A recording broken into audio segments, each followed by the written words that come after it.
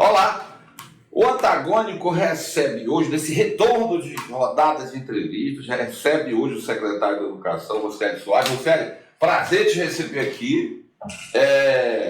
Eu sei que é uma dificuldade, uma correria esse cargo de secretário, tem reuniões, né, rodadas de reuniões e tal, e muito compromisso. E agradecer ao governo do Estado também por disponibilizar seu tempo para vir hoje aqui nos conceder essa entrevista. Um bate-papo, na verdade. Eu quero te deixar bem à vontade. Eu começo perguntando, como é que começou essa seara da educação? Você começou como secretário de Educação no Amazonas. Mas me fala um pouco disso.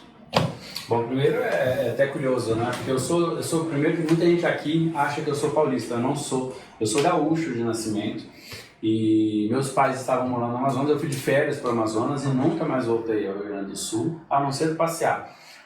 E acabei fazendo uma trajetória. Eu sou advogado de formação, hoje já com mestrado. Foi lá dar uma volta. Fui visitar meus pais, acabei trabalhando com a área de licitações, depois fui para a área de planejamento e fiz toda uma carreira técnica, passando por todas as áreas da educação. Estamos falando de que ano ainda? 2007 para 2008. E aí, em 2008, por exemplo, assumo a função de diretor de planejamento, que cuidava de avaliação, matrícula, censo escolar. Ali aprendi muita coisa, fizemos, na época, a repaginação da secretaria, e eu fui, no final das contas, passando por vários cargos. E em 2012 me tornei secretário de Educação, ficando até 2016 como secretário de Educação do Estado do Amazonas. Então, fui convidado pelo então governador. Aí os secretários de todos os estados foram consultados, né, sobre quem iria para trabalhar, quem toparia ir trabalhar no governo do presidente Michel Temer, que estava se iniciando, na função de secretário nacional de Educação Básica. O ministro era o Mendonça Filho. E aí os secretários do Estado me indicaram, né? E eu acabei topando esse desafio, né? Era um compromisso para aprovar a Base Nacional Comum Curricular, que é o que diz, o documento no Brasil que diz o que cada criança deve aprender, né? E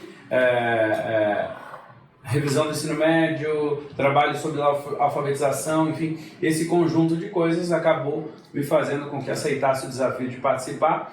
Trabalhei 2 anos basicamente como secretário nacional, daí no último ano acabei me tornando ministro da Educação, e de lá eu fui convidado, né, pelo então governador eleito João Dória para ser secretário de Educação do Estado de São Paulo. Então passei pelo Amazonas, Ministério. E agora, fazendo um pouquinho, vamos por parte, né, diria, de destripador. Pelo Amazonas, se fosse numerar assim, qual a dificuldade e o ponto positivo que você viu, se você pudesse jogar agora, é o primeiro desafio como secretário.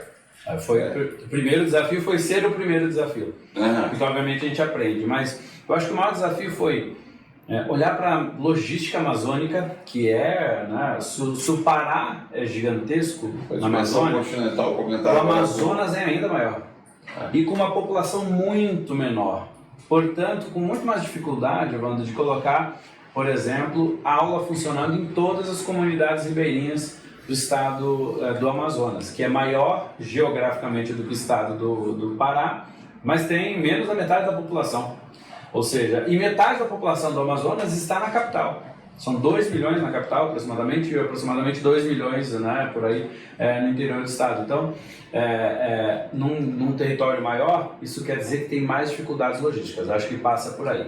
A segunda, acho que o segundo maior desafio foi olhar para os resultados, né? O estado do Amazonas, né, vinha de um trabalho crescente junto com o então secretário Gedeão, e eu fazia parte da equipe dele. A gente pegou uma continuidade, conseguindo fazer o estado do Amazonas sair do último lugar, à época no Enem no Brasil, por exemplo, colocamos entre os primeiros 10, em todos os indicadores, crescer também no Amazonas entre os principais estados do Brasil.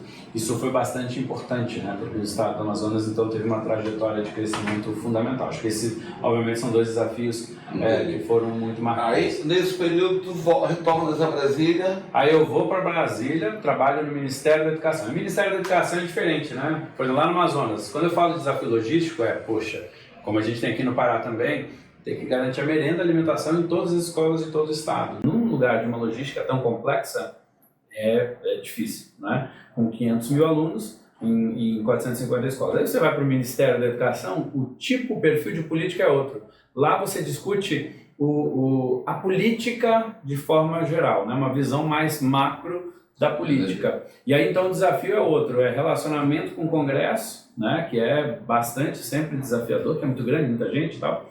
E como é que você transforma uma política para chegar lá? E isso é importante, porque eu fui secretário de Educação Básica, sendo talvez um dos únicos na história que vinha de uma rede de escolas. Então eu vivia o problema, eu saí do problema da vivência do dia a dia aqui e vou para lá para construir políticas. Meteu a mão na massa, né? Digamos, quando chegou, isso, e aí transformar um pouco do perfil, exato. Então isso muda, né, Evandro? Quando você tem uma perspectiva diferente, assim, a gente acaba mudando isso na política macro. Então foi um período de muita experiência até me tornar ministro da Educação. Essa experiência de você ser secretário, você foi secretário do Amazonas, né? E galgar para chegar ao Ministério da Educação. Não é fácil, né? Digamos assim. Sendo técnico, porque eu não fui por indicação política, né? Fui por indicação de colegas, secretários, acabei ocupando pela posição técnica e foi pela posição técnica que eu cheguei. Aliás, essa é uma característica bastante diferente. Óbvio que a gente convive com o mundo político, você não tem como, né, estar nessas funções sem ter convivência com a política, mas eu não cheguei por ser um político, né, nenhum demérito ou qualquer coisa do gênero a quem chega por isso, mas não foi a minha trajetória. Então foi uma trajetória diferente, especialmente na educação. Aí quando eu chego ao ministro, eu sou o ministro mais jovem da história do Brasil, né, que permaneceu mais tempo na... Quantos anos lá? Eu tinha 39 anos. Mas quantos anos ficaste no cargo? Como ministro um ano, como no ano de 2018, né? Porque eu acompanhei toda a gestão do governo Temer, Michel Temer. Ministro Mendonça Filho era deputado federal, ele se afasta para concorrer ao Senado. Quando ele se afasta, eu permaneço como ministro, saio da Secretaria Nacional de Educação Básica, que cuida da educação infantil até o ensino médio. Então eu cuidava de toda a área de educação básica dentro do Ministério da Educação, desde a regulamentação, a documentação, enfim, a repasses, absolutamente tudo. Tanto que tem um monte de coisas que foram feitas na época aqui no estado do Pará, por exemplo, de creches que foram retomadas, de obras que foram feitas, de documentos importantes, passavam por essas áreas. Foi secretário, foi ministro, depois do Planalto para Planalto, volta a ser secretário novamente. Volta a ser secretário de São Paulo. Aí, já foi para São Paulo? Aí já fui para São Paulo, secretário de Educação do Estado de São Paulo, que é outro... Do governo João Dória. Durante a pandemia, eu peguei a pandemia inteira lá. Durante a pandemia eu era secretário de Educação do Estado de São Paulo. Então lá a gente discutia o fechamento das escolas, a abertura das escolas, né? Nesse período de 2 anos ali onde a pandemia foi mais forte, né? Essa convivência, foi um grande desafio. Num estado que tem desafios diferentes. Eu fui lá do Amazonas, tinha o gigantismo da logística e tudo mais. Aí eu vou para São Paulo, que tem outro gigantismo diferente, que é o número de pessoas. 3,5 milhões de estudantes, 250 mil funcionários, né? Ou seja, no Amazonas tinha 500 mil estudantes aproximadamente. Então eu vou para um lugar de 3,5 milhões de estudantes, né? A maior rede pública conhecida, pelo menos do mundo ocidental, com certeza administrada de uma forma única, é o estado de São Paulo. Ou seja, é um desafio totalmente distinto. Imensa. Exato, em número de pessoas. E lá ficou quanto tempo? Fiquei os 4 anos dentro do governo João Dória, fiquei até o fim, praticamente, e fizemos um trabalho, assim, foi muito interessante, pegando essa parte da pandemia, melhorando os indicadores de São Paulo, mas aprendi muito com descentralização de recursos, e é uma coisa que eu acredito muito, né? Por exemplo, as secretarias de educação estão muito distantes da ponta. Então agora, né, nós estamos, mesmo num fim de semana, tem alguma coisa acontecendo numa escola, porque pode ter um temporal, tem 950 escolas aqui, lá em São Paulo eram 5 mil escolas. Então qualquer temporal que dá em qualquer lugar, por exemplo, aqui do estado do Pará, tem chance de estar acontecendo um problema agora numa escola estadual, né, por exemplo. Então, esse gigantismo que eu vivi lá me mostrou que era necessário mais do que nunca você descentralizar, porque a secretaria precisa cuidar das grandes obras, por exemplo, mas poxa, o diretor da escola tem que ter condições de trocar uma torneira. Você não pode ficar esperando o secretário de educação ou o governador, alguém para ir lá para trocar uma torneira, sabe, André? Então, você tem que ter um processo de uma parte descentralizado para você resolver problemas localmente, o diretor tem que ter condições. Não adianta dizer... Delegar, né? Delegar, mas com condições, Não adianta dizer, resolve aí. Aí o cara tirando dinheiro do bolso dele, ele até ajuda, tem muita gente comprometida com isso, é impressionante. Mas você tem que ter... Então a gente sistematizou lá em São Paulo muito esse processo, e aqui no Pará já estamos fazendo isso também, e funcionou muito bem, muito bem. Né? Olhamos muito para o processo de formação, de reorganização da rede, algo que é a grande discussão, né? Como é que você mantém a juventude dentro da escola, né? Que escola atrativa que deve ser aos nossos estudantes. Todo mundo, desde as nossas épocas de estudante, Giovanni, sempre faz aquela pergunta: e aí, o que eu estou fazendo aqui na escola? Né? A escola está encaixada para aquilo que a gente quer e tal? Essa é uma pergunta que desde as nossas épocas elas... Todo o caminho certo é aqui mesmo o negócio. Será que eu estou... no que eu vou usar isso? Quem nunca se perguntou? Você que está nos assistindo, quem nunca se perguntou, por exemplo, na aula de matemática, onde que eu vou usar isso na minha vida? Né? Assim, você tem uma ânsia, né, muitas vezes, da realidade do que a pessoa entende versus escola. Hoje, tenho certeza que na vida adulta, a maioria de nós entende que, por exemplo, matemática está em tudo na nossa vida, né? Não tem como você administrar uma empresa. Jornalismo, quem trabalha com jornalismo, você tem que ter um espectro geral de conhecimento, porque você pode entrevistar qualquer cara. Você pode entrevistar um cientista, você pode entrevistar um jogador, um atleta, você pode entrevistar um matemático, um historiador. Você vai levar em números, né? Você vai usar a matemática, mas você vai usar o conhecimento mínimo que você tem de qualquer área. Então, em todas as nossas profissões, no final das contas, só que a gente só entende isso depois, né? Infelizmente não, né? Então esse acho que foi um dos grandes desafios. E também um desafio aqui para o Pará. Me fala uma coisa. E esse namoro parece que a Amazônia está sempre te chamando.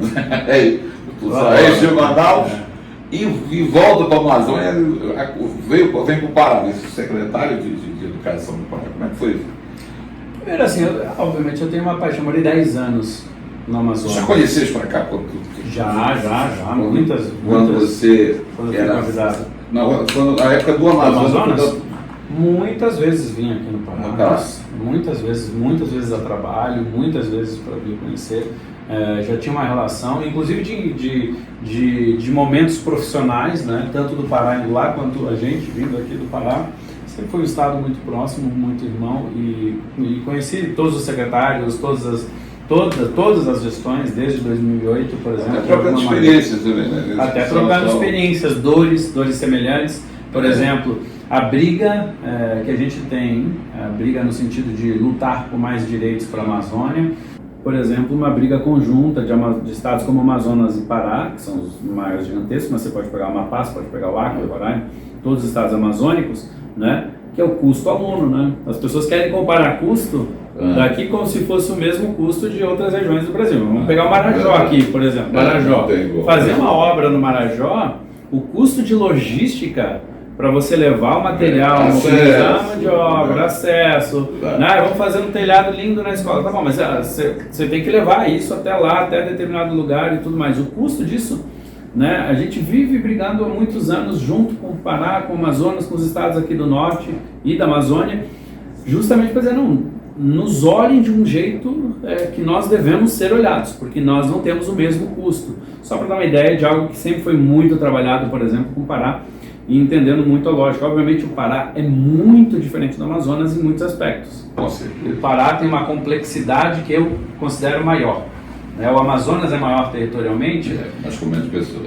Mas com menos pessoas, e o perfil do interior do Amazonas é mais parecido. Né? São cidades com perfil. Aqui você pega o Pará, Marajó é uma região, o nordeste do Pará é outra região. O sul é outra. O sul é totalmente diferente, óbvio. Você tem ainda regiões como aqui e a região de Santarém, lá do Baixo Amazonas, né? Que é outra. Aí essa é mais parecida com o Amazonas, né? Santarém, Itaituba, isso, vai até ali, Faro, enfim. Então você tem aqui um estado que são várias regiões distintas, né, e que todas precisam ter o seu olhar das suas peculiaridades. E esse é o desafio, talvez, né, da grandiosidade do Pará. Mas como foi esse convite para vir para Eu conheci o Helder já, né, inclusive lá do governo federal, né, e sempre o admirei, tanto como parlamentar, como político, um político jovem e de visão. Tinha feito um grande mandato em Ananindeua, nos convivemos em Brasília, e desde que eu estava no Ministério, sempre quando o Helder ia conversar alguma coisa sobre educação, a gente sempre teve. Então, quando o Helder foi lá, convida a primeira secretária, que foi a Leila, né? Ele leva ela lá comigo lá em Brasília. Ele vai lá, sentamos e conversamos. Eu ainda era ministro, né? Dizendo, você nos ajuda nisso na transição. Ele tinha dificuldade para acessar dados aqui na transição, quando ele foi assumir o primeiro mandato, né? Então ele me pediu ajuda, lá conversamos muito, ajudei a levantar dados e informações para a criação, inclusive, dos planos. E desde sempre a gente acaba conversando sobre educação. Quando a secretária Eliette, que hoje é a secretária de Planejamento, era a secretária de Educação, que agora está na CEPLAD, que é uma secretaria super importante, por exemplo, muitas vezes a gente trocava informação, inclusive sobre o Pará, pedido do próprio governador Helder. Então a gente sempre manteve um contato, eu e o Helder, e obviamente mesmo com as secretárias que aqui trabalhavam com ele, então acompanhando sempre. Então aí surgiu o convite. E aí quando passa a eleição, né, o Helder é reeleito, a gente começa a conversar, discutir coisas para a educação, e ali a gente começou a amadurecer uma possibilidade de vir aqui para o Pará, que foi né, eu já me acostumei na minha vida que eu não faço planos, Evandro, né? Os planos é que vão me levando, então deixa a vida me levar. Deixa a vida me levar, leva eu. E aí acabei nessas conversas com o governador Helder aceitando e assumindo a partir do dia 5 de janeiro do ano passado a Secretaria de Educação do Pará, que é um outro desafio, né? Apesar de eu ter passado pelo Amazonas, por São Paulo, pelo Ministério, as pessoas dizem, e as pessoas dizem muito assim, mas o Amazonas é parecido, assim, não é, gente. Primeiro que nenhum lugar é igual. Qual o seu cadastro? Cada um tem os seus desafios, suas características. Por exemplo, aqui no Pará, né, diferente dos outros lugares, o salário aqui é algo muito mais bem resolvido, né? O salário de professores, por exemplo, por uma publicação do Instituto Nacional de Estudos e Pesquisas, o INEP, né, do Ministério, é o maior salário médio do Brasil.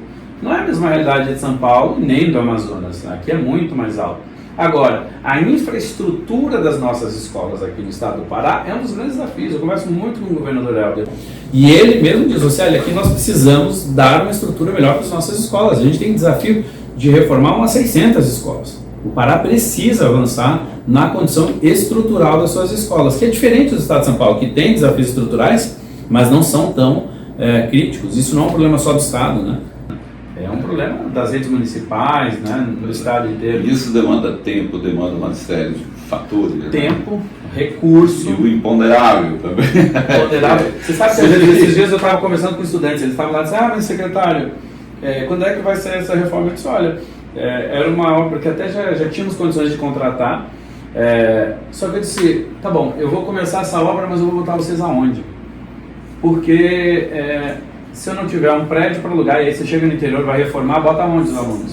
Você perde o aluno ativo inteiro, você faz uma parte, faz a reforma de uma parte da escola, não é simples essa matemática. E aonde você, especialmente no interior, mas mesmo aqui em regiões de Belém, você às vezes não tem um prédio adequado para você alugar e colocar os alunos enquanto você faz esse processo. Ou seja, a logística disso é um grande desafio. E aí você tem regiões aqui que ainda tem demanda muito grande, lugares que a gente tem que construir escola. Parauapebas, o governador anunciou lá, nós vamos construir 3 novas, e ainda vamos ter que construir mais uma, e já tem uma em andamento. Então são 5 escolas novas só na cidade de Parauapebas, só ali.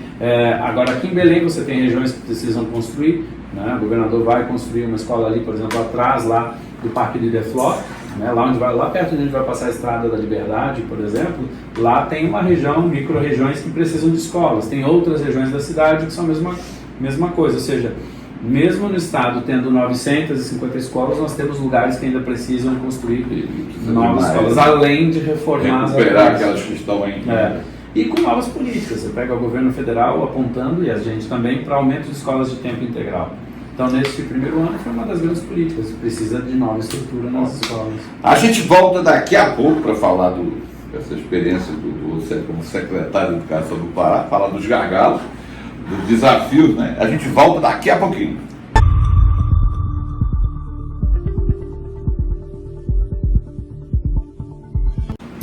De volta aqui na entrevista com você, Hélio, nesse agradável bate-papo. Estamos batendo um papo aqui tranquilo, né? Isso mesmo. Tá indo bem? Tá tudo em paz? Tudo tranquilo. Até agora. Até agora. Isso. Então vamos lá. Vamos falar do IDEB. Esse que deve ser um desafio, né, para qualquer gestão. E parece que os piores estão por aqui. Qual é a tua visão disso? E o que a tua gestão pretende fazer para reverter ou melhorar esses números? Esse é o desafio dos desafios, né? E essa foi uma das conversas mais importantes que eu tive. Você me perguntou mais cedo sobre um dos motivos de eu vir para cá, foi dessa conversa, dessa preocupação com o governador Helder. Então você separa assim, vamos lá, né? Não tem como não falar de algumas políticas públicas sem entender até os tempos da política, né? O Helder assume no primeiro mandato em 2019. Primeiro ano, você sempre está montando o governo, arrumando a casa para ajustar. Isso sempre é assim, né? Quando você começa, você vai ajustando, né? Eu mesmo tive meu primeiro ano, arrumar a casa, estamos botando, né? Arrumar a casa no sentido de cada um vai colocando o seu ritmo, se imprimir, botando seus objetivos, né? Para rodar a máquina. O governador Helder assume em 2019, no primeiro ano, que é sempre mais complexo de um governo. No segundo ano, logo no início, vem uma pandemia. A pandemia é uma destruição daquilo que já não era bom no Brasil, a educação, e é no Brasil que não é bom. Então a pandemia traz uma mudança de o aluno não vai mais para a escola do dia para a noite, você tinha que criar algum modelo para fazer, alguns já não iam, o resultado já não era bom, né? O Pará tem um resultado histórico, muita troca de secretários, ao longo da história do Pará, isso não foi positivo. Então você pega uma rede que já tinha todos os problemas de infraestrutura, porque quando o Helder assume em 2019, 100% das escolas precisavam de reforma. Você pega já com resultados ruins. E no segundo ano do seu governo, quando você começa a querer implementar algumas coisas, vem uma pandemia. Lembrando que necessidade de organizar a segurança pública, né?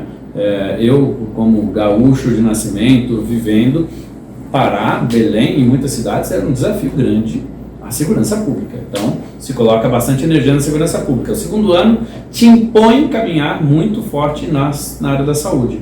Como é que fica a educação? Obviamente, mesmo sendo uma prioridade, você acaba perdendo, inclusive piorando os hábitos ruins. O aluno já não frequentava direito a escola, quando volta da pandemia, ele não está mais nem acostumado com o pouco que tinha.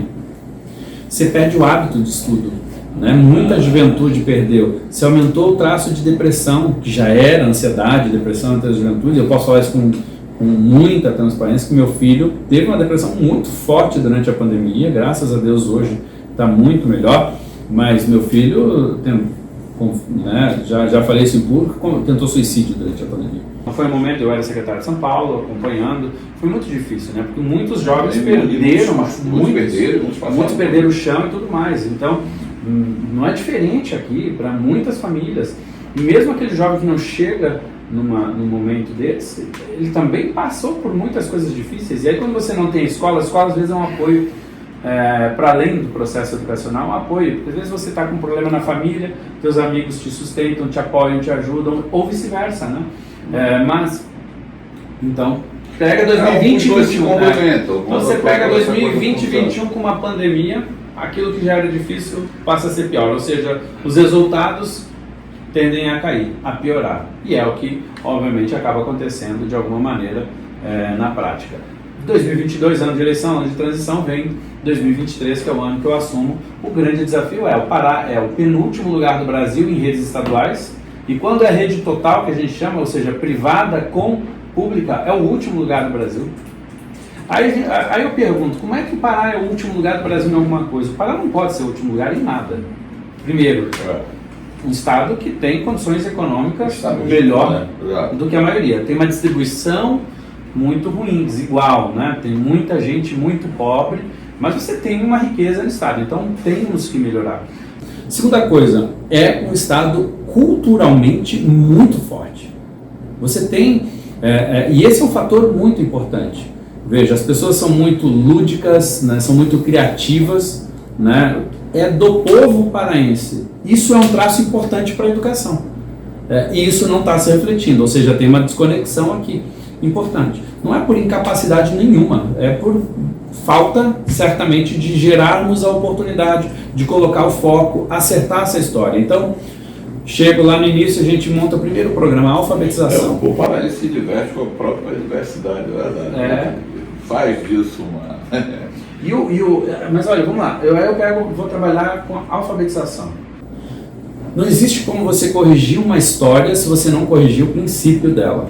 Se você continuar gerando um processo educacional, e aqui é rede estadual com redes municipais, onde as crianças não são alfabetizadas, aí a gente fez uma avaliação diagnóstica no início do ano. 72% das crianças estavam no nível pré-alfabético aos 8 anos de idade. O pré-alfabético é que a criança mal reconhece letras, não escreve uma palavra. Mas com 8 anos. Com 8 anos. Ela deveria estar alfabetizada aos 8. Ou seja, qual chance que esse menino tem para aprender matemática? Porque a primeira coisa, por mais que ele aprenda a fórmula, eventualmente a aplicação matemática, se ele não consegue ler o cabeçalho do problema, né, para usar o termo nosso antigo, ele não vai nem entender, ele não consegue nem aplicar a fórmula. Ou seja, a língua portuguesa, a alfabetização é um processo fundamental para a emancipação da gente. Então, se eu erro desde o início com uma criança, essa criança tem muito mais chance de abandonar. Ela vai chegar no 6º ano, por exemplo, se ela não está bem alfabetizada, vai repetir várias ela vezes. vai olhar no 6º ano, muda de escola, né? Sai da rede municipal, geralmente vai para a rede estadual, ela vai olhar para aquilo na área de ciências, não entende nada, na área de história não entende nada, porque ela não está nem alfabetizada. Então a gente está falando de um problema muito basilar, né? Se a gente não corrigir esse início dessa trajetória, não tem como. A educação tem muito, assim, para quem não é da educação, vou dar um exemplo, é quase que como uma escada. Você não começa a subir a escada pelo 10º degrau, né, Ivan? Você tem que começar ali pelo primeiro. O primeiro degrau é a educação infantil, depois a alfabetização, tijolo por tijolo. Então, nós não tínhamos uma base. A gente tenta botar o teto, tenta botar não sei o quê. Agora, como fazer isso quando esse caminho já está? Então, primeiro, olhar para boas práticas. Já está torto. Primeiro, olhar para boas práticas, né? Você tem coisas boas sendo feitas aqui e coisas boas sendo feitas no Brasil afora. Por exemplo, a alfabetização no Ceará é um bom exemplo. Né? Então, a gente precisa olhar aqui para o lado. É um estado que tem desafios semelhantes aos nossos, não iguais, mas semelhantes em muitos aspectos. Não é um estado não é rico, tem muita pobreza, igual nós temos aqui em muitas bolsões e em muitas regiões do nosso estado. Portanto, desafios semelhantes, mas com resultado de alfabetização muito melhor, está entre os melhores hoje do Brasil. Como que o Ceará consegue, a gente não? A gente tem que conseguir. Aí a gente vai lá e olha, quais são os pilares? Formação de professores. Para a experiência, formação de professores, material de apoio, o Estado não ajudava com nada, nem a rede estadual, nem as redes municipais. Hoje, por exemplo, a gente imprime todos os livros que estão sendo reescritos ao longo desse tempo também, mas baseados nessa experiência do Ceará, então, portanto, de material, a formação, a incentivos como, por exemplo, o reconhecimento das melhores práticas de dentro do estado do Pará. Porque se você chegar no interior do estado, as crianças podem não ter sido muito bem alfabetizadas em grande parte, mas eu aposto que todo mundo na cidade do interior aí, por exemplo, conhece uma grande alfabetizadora. Aquela mulher que alfabetizou metade da cidade, todo mundo aprendeu de algum jeito ou de outro, por exemplo. Ou seja, tem gente que faz e sabe como fazer. Vamos colocar formação de pares, ou seja, esses professores e professoras podem apoiar os seus próprios colegas.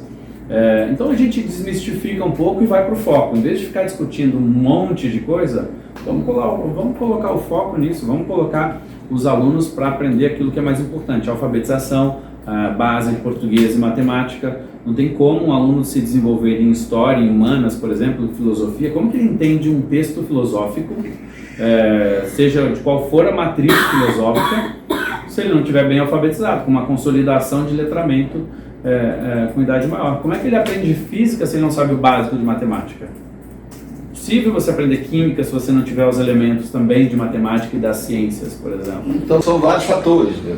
São vários. Você está dando exemplo de um, né? Eu estou dando vários. a alfabetização, aí você tem a formação, você tem estrutura, faz parte desse processo também de melhoria, materiais didáticos de suporte, de apoio, a gente está avançando, né? O Estado pela primeira vez está fazendo investimento pesado em ter material adaptado à realidade, porque vem o livro didático, mas a gente tem hoje colocado livros complementares, inclusive adaptados aos nossos níveis. Porque não adianta, Evandro, não adianta a gente dizer para o aluno que está lá no ensino médio que ele vai aprender com aquele livro de química que foi feito pelo Ministério da Educação, se ele não está no nível que consiga ler e interpretar minimamente aquele livro.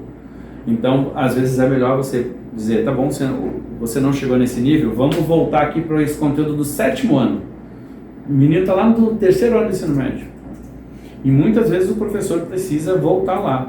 Passamos a contratar reforço escolar, por exemplo, para toda escola que queira aumentar, e aqui fica o recado, toda escola que queira aumentar a sua carga horária, fazendo aula aos sábados, para reforço, não obrigatório para o estudante. A gente começou a fazer um monte de medida nesse sentido. Vamos falar de alguns pontos e você faz um comentário sobre a ampliação da carga horária das disciplinas. É isso? É uma das medidas? É uma das medidas. Por exemplo, aqui o Pará tinha uma matriz curricular, como a gente chama, que só tinha 3 aulas de português. Eu desafio a olharem comparado com qualquer outro lugar do Brasil que tenha resultados melhores, inclusive em escolas particulares, se tem algum lugar que tem menos de 5 tempos de língua portuguesa e 5 tempos de matemática por semana. Aqui no Pará só tinham 13 de matemática e 3 de língua portuguesa. É óbvio que você não tem como cumprir o currículo, não tem como fazer o suporte aos nossos estudantes. Então a gente aumenta o tempo de português e matemática. Pai e mãe, se você for escolher, você não escolheria aumentar português e matemática? Aí a gente aumentou história, a gente aumentou geografia, a gente aumentou biologia, química, física. Ainda tem o desafio de algumas disciplinas, mas a gente aumentou, né, de 18 tempos para 25 tempos na parte de educação da formação geral básica, né? E isso e está sendo um processo, obviamente, importante, porque você dá mais chance para o aluno, inclusive para ele competir, né? Quer que passe no Enem com menos tempo de língua portuguesa do que outros lugares? Não vai conseguir. Olha, no que eu vi aqui, a iniciativa é inédita no Brasil, que fala da educação ambiental como componente curricular obrigatório. Exato. Essa é uma coisa que o governador Helder falou muito comigo.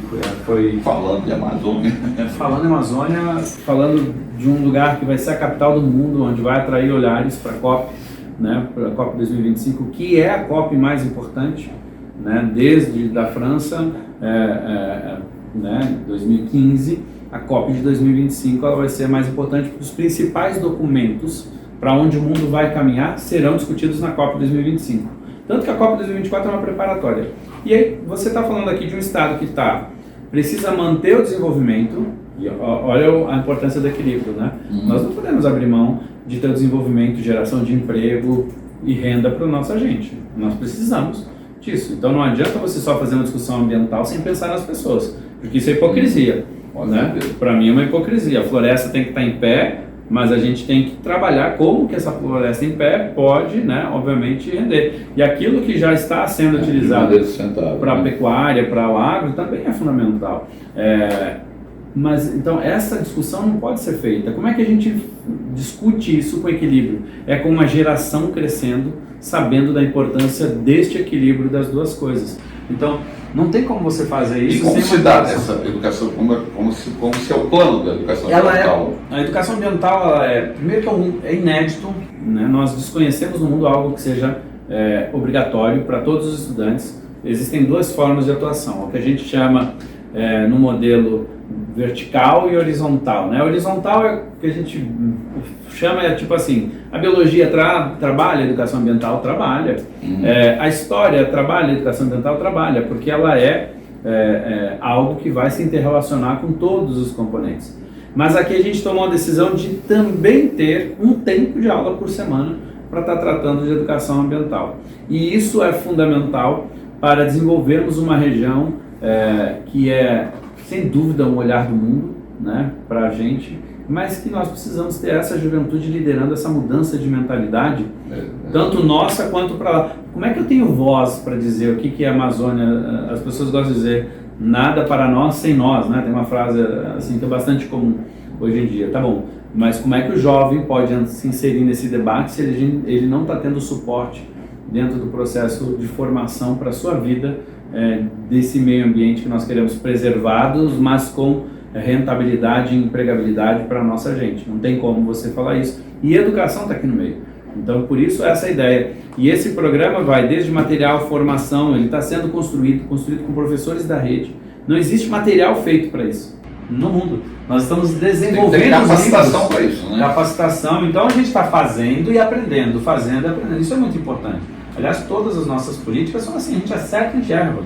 Tenho certeza que a gente, nesse processo, vai acertar e vai errar, e sem problema isso. O problema é quando você erra e insiste no erro, né? Então, a gente está num processo de aprendizado, mas é muito único, é uma grande oportunidade com a educação ambiental que a gente pode trazer para o estado do Pará e como um exemplo também para o mundo. O próprio presidente Lula, ao ficar sabendo aqui com o governador Helder, falou: quero fazer isso no Brasil para todas as escolas brasileiras. Qual é a única lugar que ele está fazendo? É aqui o estado do Pará. Olha só, falamos de 2 temas, logo em seguida mais 2 que são mais complexos. Mais professores contratados e aumento de salários, espaços físicos humanizados, isso é natural. Me fala um pouquinho mais sobre merenda escolar e transporte escolar, como é que está isso na tua gestão? Olha, esses são desafios. Aqui você já botou pergunta para os próximos 3 horas de programa. Aqui são temas tão complexos. Vamos sintetizar, porque marcaremos outras conversas. Com certeza, aqui são temas fundamentais. Vamos começar aqui primeiro. A educação precisa ter estrutura das escolas, espaços mais humanizados. E aqui eu estou falando de básico. O que tem de escola que não tem o banheiro adequado, assim, o básico do banheiro funcionando, o básico da climatização. Quer saber uma coisa que dá muito impacto pedagógico? É a gente ter espaços climatizados. Se você desligar o ar-condicionado, qualquer reunião fica mais curta no calor. Porque como é que um aluno vai render, um profissional vai render dentro da sala de aula sem climatização? Ainda mais e no verão. Quando chega o verão aqui, né, a gente vai pegar ali julho, setembro, é altíssimo. Então é muito difícil, você acaba tendo menos tempo de rendimento. Então é uma medida pedagógica climatizar as salas de aula. Primeiro lugar, por exemplo, no período de chuva, se o telhado estiver ruim, está chovendo dentro dessa sala de aula, você não tem aula. Ou seja, a estrutura é algo fundamental, para além da humanização, é dar dignidade aos espaços. Por isso, digo, nós precisamos reformar 600 escolas. A questão da merenda e do transporte, elas são fundamentais. São fundamentais. A alimentação que tem de jovem, que é a principal refeição dentro da escola, e a gente está reformulando, reorganizando tudo. Primeiro que, logo no início, o governador Helder topou no ano passado, né? Deixa eu só não quero te cortar, como eu já te cortando, só essa questão aqui. Falar um pouquinho sobre mais professores contratados sim, e aumento de salários, para a gente caminhar para a merenda. Tá, então antes de falar da merenda, nós contratamos do ano passado para cá 5.000 professores para fazer. Tem 1.700 professores que dão reforço escolar, mais 3.300 professores que estão completando a nossa carga horária. O que tinha de problemas de buracos e falta de professores, hoje eles são muito mais pontuais. Isso é fundamental. Ao mesmo tempo, e aí o governo Helder tem sido muito benéfico para a categoria de professores. A média de salário de um professor publicado pelo governo federal, ou seja, eles pegam o quanto que ganha cada professor e fazem a comparação com todos os estados. O estado do Pará é quem tem o maior salário médio do Brasil. São R$ 11.800 na última publicação do INEP. R$ 11.800 o salário médio. O salário básico de um professor aqui é R$ 8.000, mais R$ 1.000 de vale. Aí eu pergunto para o pai, para a mãe, para quem nos assiste, quais profissões estão dando esse salário, especialmente inicial, e esse salário médio. Óbvio que a gente tem que continuar trabalhando para melhorar e tal, mas isso tudo, esse crescimento, sabe quanto foi dentro do governo Helder de 2019 para cá? 91% de crescimento real. 91% de crescimento real. Isso é o maior crescimento da história de coisa. Então, agora, esse é um pilar. Com esses mais professores contratados ao de salário, tudo isso passa pelo que nós já falamos, né? Isso demanda estrutura, né? Para esse pessoal trabalhar. Tudo isso demanda estrutura, sempre o ajuste de ter o espaço para os professores, de ter o espaço para o estudante, mas tem que ter um professor. Não adianta você ter o espaço mais lindo do mundo e não ter o professor. Por isso a demanda mais carente é o que? Interior capital, digamos, falando nesse universo. Hoje, que necessita de uma contratação de mais profissionais. Estava espalhado, tinha desafio aqui na capital e no interior inteiro, não tinha uma coisa de mais uma região, menos uma região, era muito espalhado em todo o estado do Pará. Hoje a gente conseguiu complementar muito o quadro e a gente está olhando muito para a complementariedade, especialmente para mais atividades. Então a gente cada vez mais agora quer olhar para além do ensino regular, que outras opções eu dou para esses professores e para esses estudantes poderem avançar ainda mais. Agora voltemos ao tema, merenda escolar, transporte escolar, que já é um tema, já tenho tempo para falar aqui 4, 5 horas, né? Mas todos esses aqui dá para falar muito mais, mas é que merenda e transporte são fundamentais, né? Transporte, por exemplo, a gente tem o desafio amazônico. Você tem uma coisa, você discutir transporte no Marajó, e outra coisa é discutir transporte no sul do Pará. São modais totalmente distintos. Aí você vai para Maracanã, que você pega inclusive rota fluvial no mar, né? A região do Nordeste é outro tipo de logística em muitos lugares. E aí você tem modais que é ônibus, barco, ônibus, barco, para o mesmo aluno todos os dias ir e volta. Então, num desafio que a gente faz em grande parte em parceria com as prefeituras. Então, o transporte, merenda, nós temos duas formas de atuação. Uma é convênio. E aí, muitas vezes, por exemplo, a gente procura fazer convênio com a prefeitura, porque é comum chegar na família, chega um ônibus na frente da casa da família lá, para buscar um aluno da rede estadual e outro ônibus da rede municipal. E os dois ônibus vão para o mesmo lugar, porque geralmente as escolas estão próximas uma da outra. Então, o custo-benefício, e aí são dois transportes para as duas famílias, não se organizam. O custo-benefício está em fazermos juntos. Então, a gente melhorou muito os valores, tanto da merenda, que também tem convênio, quanto só para você entender da merenda, por exemplo, né, no transporte a gente aumentou 50% do valor do repasse. Mas na merenda, a gente tinha um repasse do Estado, né, que era de 36 centavos para o município, 36 centavos por dia por estudante. E mais 36 centavos do que o governo federal fazia. Nós aumentamos do Estado de 36 centavos para R$ 1,50. Isso faz, que ainda assim parece pouco, mas não é. Aí já é um valor adequado para você fazer a alimentação, que você pega no conjunto, né? Obviamente, aí você consegue fazer a alimentação. Então a gente melhorou demais o tamanho e a dimensão, especialmente com os convênios. E passamos a organizar... Não é o ideal, mas já... Não, é um avanço, assim, foi mudança da água para o vinho. Aí tem problemas de execução, aí o município se atrapalha, o calendário do município, por exemplo, esses dias eu estava discutindo no município, não vou entregar qual aqui, mas o município não tinha só pra gente, não tem problema. O município não tinha começado as aulas ainda, março. Portanto, se ele não tinha começado as aulas municipais, eles não estavam fazendo direito ao transporte escolar dos alunos da rede estadual, porque é para ser em conjunto, só que ele deveria ter começado. O calendário, aliás, esse é um desafio, né? Fazer todo mundo cumprir 200 dias de aula, que é fundamental, quer melhorar o indicador, como você me perguntou, 200 dias de aula. Não pode ter um dia a menos. A gente tem que... essa é a regra mais religiosa e que a gente precisaria estar mais vigilante como um todo na sociedade, mas esse é um outro tema muito importante. Mas transporte, se você não está com o transporte funcionando, você zera a chance do aluno de ir para a escola. O aluno de zona rural, por exemplo, se não tiver o transporte, a gente não está falando aqui da zona urbana de Belém, que ainda tem o transporte urbano e tal, não, a gente está falando do menino da zona rural, muitas vezes distante, às vezes dezenas de quilômetros por dia para chegar na escola. Tem lugares que a gente transporta, que o menino sai para estudar à tarde, sai 8h30 da manhã de casa, para chegar para estudar às 1h15. Nossa, isso é verdade. E volta à noite, e aí? Sem o transporte, qual a chance desse menino chegar? É zero. E aí a merenda escolar, esse menino sai às 8h30, não ter alimentação na escola, ele chega com fome, ele almoça na escola. Inclusive acaba tendo que fazer 2 refeições. Então a gente tem reforçado muito esse processo. E tem alguns municípios que a gente não faz convênio, que são administrados diretamente, como Belém, Ananindeua, em geral os maiores municípios, né? E esses a gente está reposicionando, né? Refazendo o cardápio, reforçando. Não pode ser uma merendinha. Então, cada vez mais a gente está partindo para o conceito de alimentação.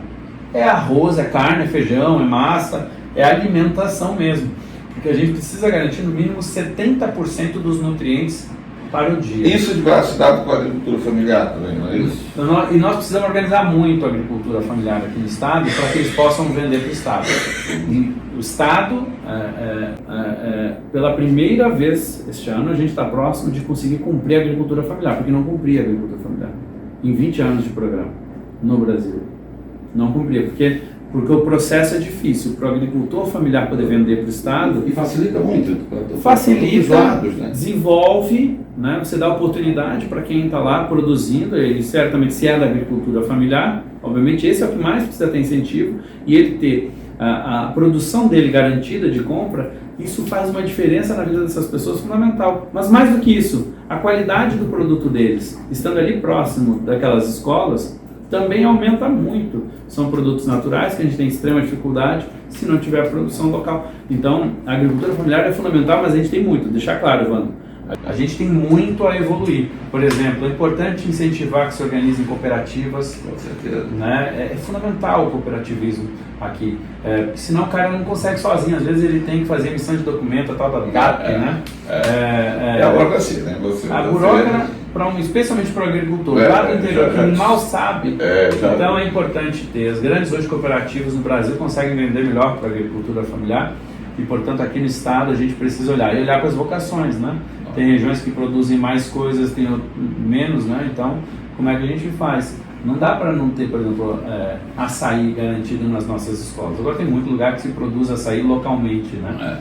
E aí, óbvio... Uns mais, uns menos, é assim que você tem que... Exato, mas você tem que garantir a compra desse açaí para chegar para os nossos meninos. Até porque se você levar um açaí de fora para os meninos, depende, aqui não se come açaí que vem de produzido por outros lugares, né? Tem, açaí daqui é uma coisa, açaí do resto do Brasil é um suco batido. Mas vamos falar, eu não poderia encerrar essa entrevista sem falar de gargalos. Vamos falar um pouquinho agora como é que está essa relação da gestão com o sindicato. Os problemas que você está enfrentando, como é que você vê? A gente vê barulho aqui, pontuais, aqui e ali. É lógico que existe em qualquer gestão, a gente sabe disso. Mas como é que você está encarando isso? Olha, primeiro que eu acho que o sindicato é importantíssimo, é importante entender os papéis distintos.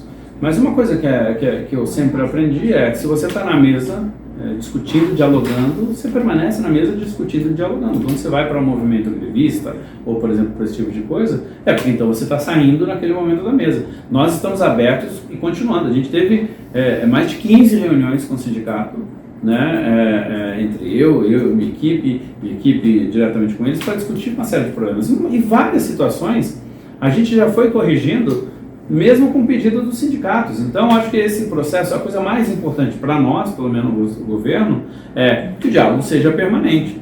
Agora, não adianta você falar de diálogo, né, e querer tirar uma garantia que é importante, que é as aulas garantidas aos nossos estudantes. Segunda coisa que nós entendemos ser ilegal esse movimento grevista. Por quê?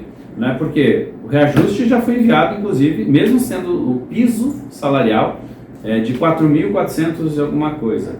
Mas eu tenho que te perguntar, o Estado está dando, digamos assim, esses sinais, está respondendo para evitar essas questões, desse confronto entre... Todos, estamos buscando diálogo constantemente. Inclusive, eu mesmo tenho feito várias reuniões com a presença, né, da direção do sindicato para discussão, e estamos abertos. Agora, primeiro, não se resolve todos os problemas de uma vez só.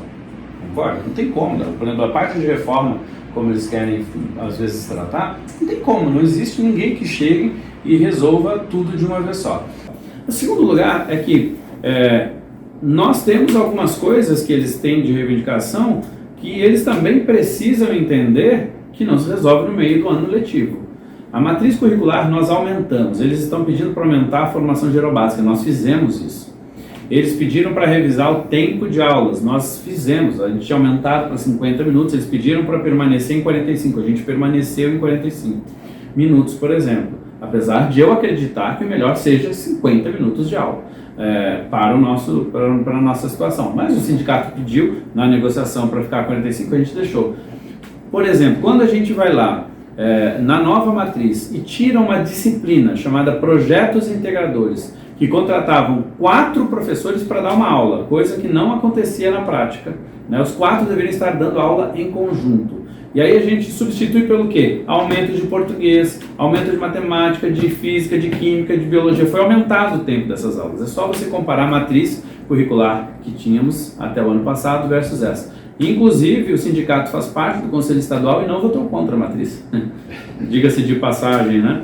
Apenas para registrar. Mas a questão é, mesmo que queiramos fazer modificações... E tem impacto financeiro nisso. Tem impacto financeiro, obviamente. Primeiro que você garante que é um professor com uma turma. Isso dá mais clareza, inclusive, obviamente, tanto para o estudante quanto para o professor. E aumenta o tempo, a gente diminuiu o que eles chamam de itinerário formativo, a gente adiantou um pouco do que a reforma que o Ministério da Educação quer fazer, o governo Lula está fazendo, que é justamente aumentar de 1.800 horas a formação geral básica para 2.400. A gente fez isso, aumentando o quê? Português, matemática, química, física, biologia, todas essas disciplinas básicas. Ah, mas filosofia ainda não aumentou. Temos que encontrar uma solução. Vamos discutir para 2025. Mas por caso. Claro, a gente. Não, mas a maioria absoluta já aumentou. Faltou. Mas agora eu tenho que tirar outras coisas também, né? Enfim. Não é para você aumentar uma, de onde você tira. E obviamente a gente está acompanhando a movimentação da eventual mudança de legislação federal, a gente vai adaptar. Mas eu acho que o ponto principal é, por exemplo, quando você faz essa mexida, tem professores que não preencheram sua carga horária. Então, por exemplo, isso é um problema. E aí, nestes casos, sabe o que a gente fez agora para garantir? Inclusive, nesse processo de negociação, a gente foi lá e disse: professor, se você não conseguiu completar sua carga horária, sua jornada, né, como a gente fala no ano passado, então o professor tinha 40 horas por semana. E esse ano, por conta de algum motivo, ele não conseguiu completar as 40 horas, a gente está garantindo as 40 horas para ele. Aí aloca ele para um projeto, para um suporte a outros professores, mas a gente está garantindo, ou seja, ele não pode ter perda. A única coisa... financeira, inclusive, né? Garantindo, você não vai ter essa diminuição salarial. A única coisa que a gente não pode garantir, inclusive, por uma questão de lei, é hora extra. Olha, eu fazia X horas extras, sim, mas se eu não preciso dessa hora extra esse ano, eu não posso te pagar uma hora extra garantida. Eu posso te pagar a jornada, ou seja, a garantia da sua carga horária básica aqui não vai ser diminuída, certo? Mas hora extra, você tem um funcionário aqui, você não precisa de hora extra, você vai pagar hora extra? Não existe, não tem legislação que me permita pagar para alguém fazer uma hora complementar, ou, entre aspas, né, o que seria essa hora extra, se ele não está realizando nenhuma hora extra. Então, essa é a única questão que ainda paira nesse processo de discussão, mas essa é uma questão jurídica, não é uma questão... Aí tem coisas que fogem da negociação. Mas a coisa mais importante para a gente é o sindicato estar à mesa com a gente está à mesa com eles, esperamos que a gente, né, busque esclarecendo essas situações aqui e regularizar, porque senão a tragédia anunciada é a mesma, né? Pior resultado da educação, né? A gente não conseguir avançar novamente e o estado do Pará ficar... E aí o pai e a mãe estão nos assistindo, seu filho não está aprendendo, seu filho não está tendo as aulas. É óbvio que isso é complicado, mas a grande parte da categoria, a adesão é muito pequena, Guilherme, mas nos preocupa mesmo qualquer escola que tenha movimento, né? De 950 escolas, nós temos 30 escolas, né? Com algum movimento, ou seja, o número é pequeno quando você olha o universo. E, obviamente, mas a gente precisa continuar no diálogo, não existe... Se acha um caminho, né? Exato. A nossa parte é continuar o diálogo, essa é a determinação. O governador esse ano, além de já ter dado reajuste todos os anos, já está na Assembleia Legislativa o reajuste desse ano dos professores. É a única categoria que teve reajuste no ano passado. 15% no ano passado, mais 3,62%, 33% no outro ano, ou seja, a gente continua avançando. Vamos ter outras pautas, outras reivindicações, é natural, tem coisas para ficar. É do processo, né? O problema é que nem banana, né? Só dá em cacho. Então a gente precisa continuar avançando na solução de cada um deles. Acho que esse diálogo é o mais importante. Zé, prazer te receber aqui. Segue tua jornada, carrega tua cruz, ela não é fácil.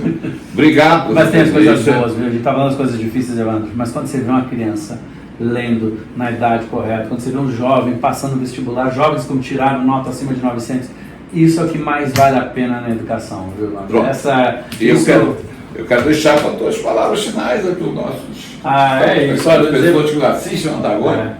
Para dizer, todo mundo que está nos assistindo, a educação é para todos. A gente está falando aqui da Secretaria de Educação, do Estado, mas são os municípios, são os pais, não tem como fazer, eu queria dizer isso para a família, né? Não tem como falar de educação, de melhoria na educação, sem envolvimento das famílias.